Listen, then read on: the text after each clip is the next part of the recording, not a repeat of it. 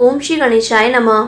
श्री शिव महापुराण तृतीय शतरुद्र संहिता 35वां अध्याय। इस अध्याय में हम जानेंगे परमात्मा शिव के द्विज अवतार का वर्णन।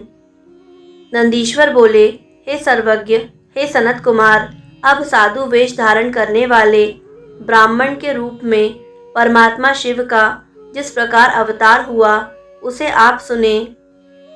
मैना और हिमालय की शिव में उत्कट भक्ति देख देवताओं को बड़ी चिंता हुई और उन लोगों ने आदर पूर्वक परस्पर मंत्रणा की। यदि शिव में अनन्य भक्ति रखकर हिमालय उन्हें कन्या देंगे तो निश्चित रूप से ये शिव का निर्वाण पद प्राप्त कर लेंगे।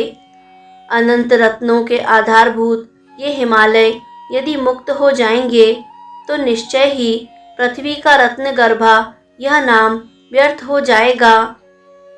शिव जी को अपनी कन्या के दान के पुण्य से वे अपने स्थावर रूप को त्याग कर दिव्य शरीर धारण करके शिवलोक को प्राप्त करेंगे। फिर शिव जी के अनुग्रह से शिव सारूप्य प्राप्त करके वहाँ सभी प्रकार के भोगों को भोग कर बाद में मोक्ष प्राप्त कर लेंगे। हे मुने, इस प्रकार विचार कर अपने स्वार्थ साधन में कुशल उन सभी देवताओं ने गुरु बृहस्पति के घर के लिए प्रस्थान किया। वहां जाकर उन लोगों ने गुरु से निवेदन किया।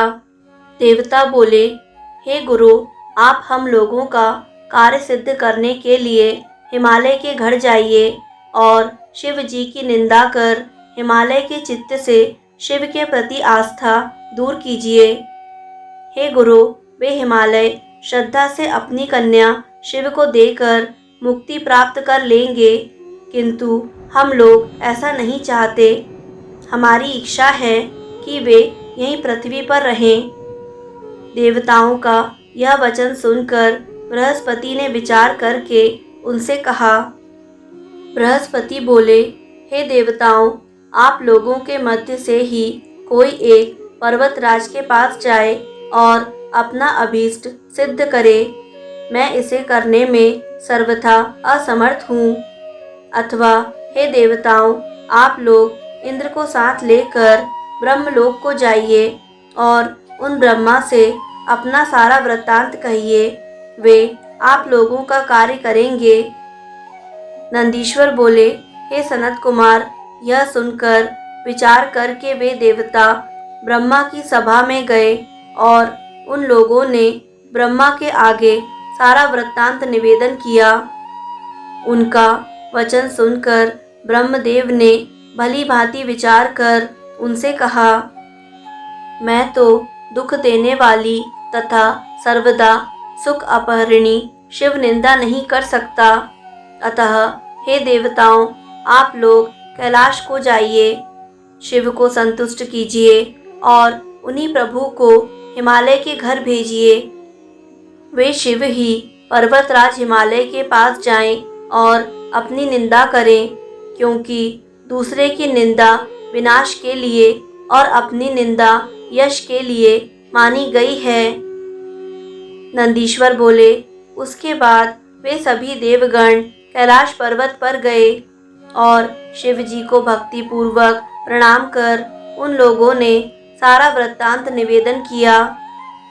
देवताओं का वचन सुनकर शिव जी ने हंसकर उन्हें स्वीकार कर लिया तथा उन देवताओं को आश्वस्त कर विदा किया।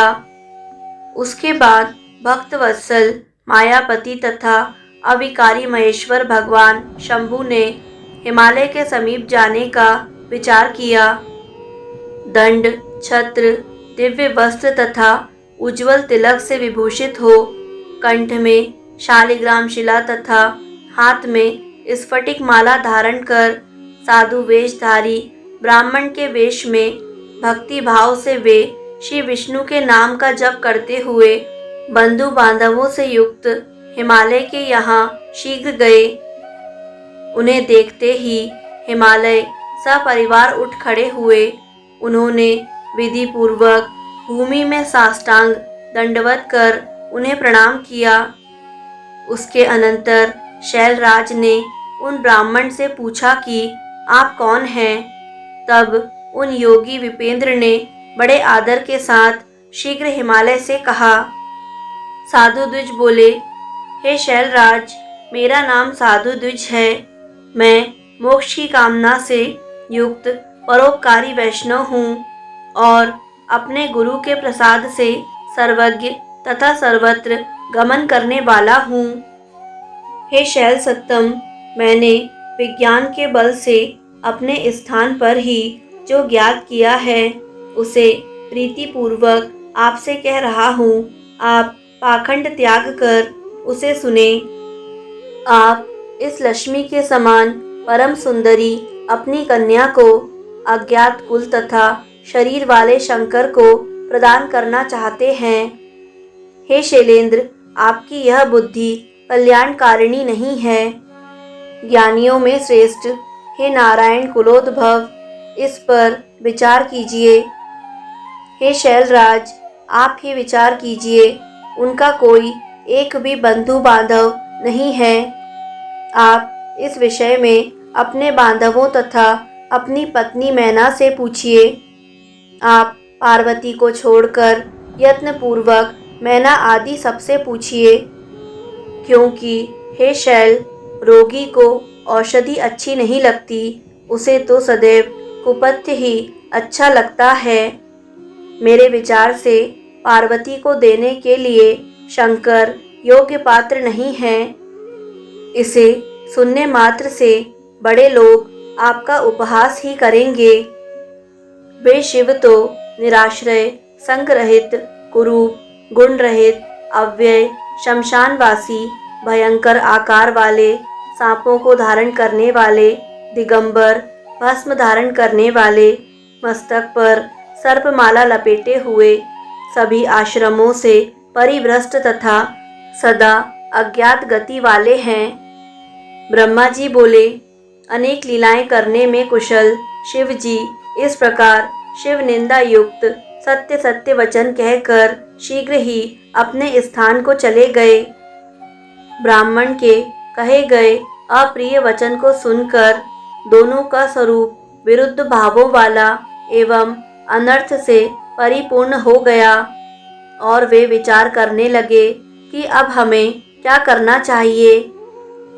इस प्रकार उन रुद्र ने भक्तों को प्रसन्न करने वाली महान लीलाएं की और पार्वती के साथ विहार कर देव कार्य संपन्न किया।